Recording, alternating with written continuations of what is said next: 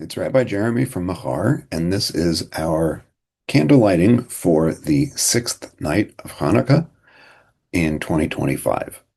And today's will be short because it's also Shabbat and people have a lot of things to do, and it's going to be Friday night and all of that kind of thing. So I just wanted to kind of really quickly hit on what some of the traditional practices are that you can think about or totally discard, depending on your inclinations, um, when it comes to celebrating Hanukkah on Shabbat.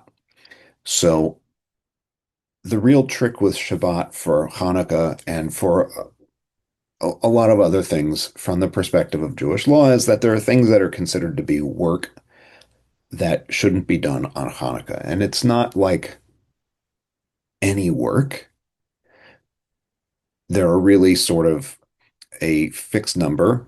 The number happens to be 39, which is kind of a large fixed number, 39 categories of things that, if you do those things, are considered to be kind of against the rules that the Torah lays out for what you're not supposed to do on Shabbat. And by the way, the Torah doesn't say in a list, here are the 39.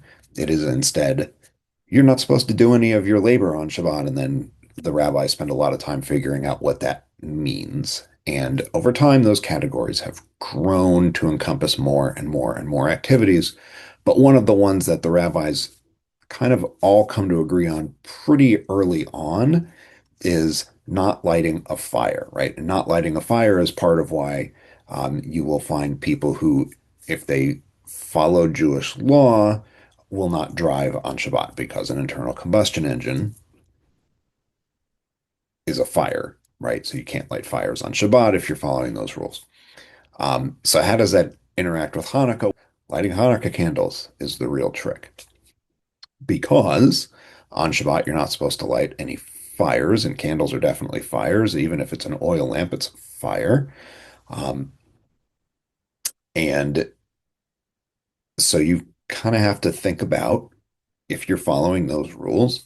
Okay, when do I light Hanukkah candles? Because the rabbis decided it's a commandment to light Hanukkah candles. They also decided it's a commandment to light Shabbat candles. How do you balance all that stuff out if that's a thing that you're concerned about? Whether it's because you follow Jewish law or you just want to follow those particular traditional practices because you find that that's good for you for whatever reason that you find it good. For a lot of people, it provides structure. For a lot of people, it provides a feeling of tradition that this is, I'm doing this thing that other people did. So, whatever the reason is, as long as you've thought about it, I'm good with why you do it. But what do you do with the combination of Hanukkah candles and Shabbat? And so, it's actually a pretty simple answer. When Shabbat starts, you can't light candles. So, you light your Hanukkah candles before you light Shabbat candles. So it goes Hanukkah candles, Shabbat candles, and then Shabbat is considered to have begun, and you are not going to light Hanukkah candles after that point.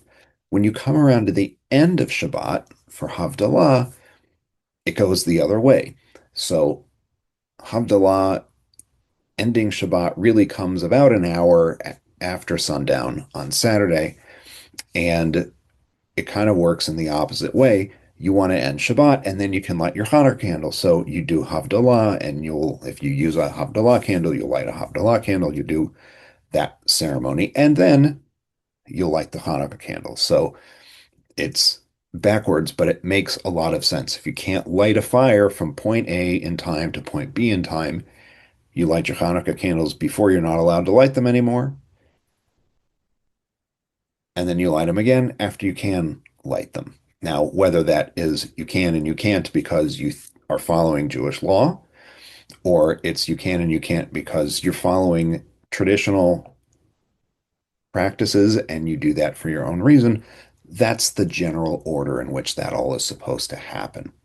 So, having said that, I did say it was going to be short because we're coming up on Shabbat and people have other things to do and they're coming home from work on Fridays and they're busy and whatever else. So, we'll just go ahead and light the Hanukkah menorah so that we can all do that together online. And then whatever it is you're going to do after that, you can do after that. Um, for those of you who are members of Machar as a community, there's still time to sign up for our Hanukkah party tomorrow night. So check your email for that. If you're on one of those email lists, there's still a little bit of time. We'd love to have you. But we'll go ahead and we'll light our Hanukkah candles for the sixth night of Hanukkah in 2025, starting like we always do with the shamash and then lighting from left to right, newest to oldest.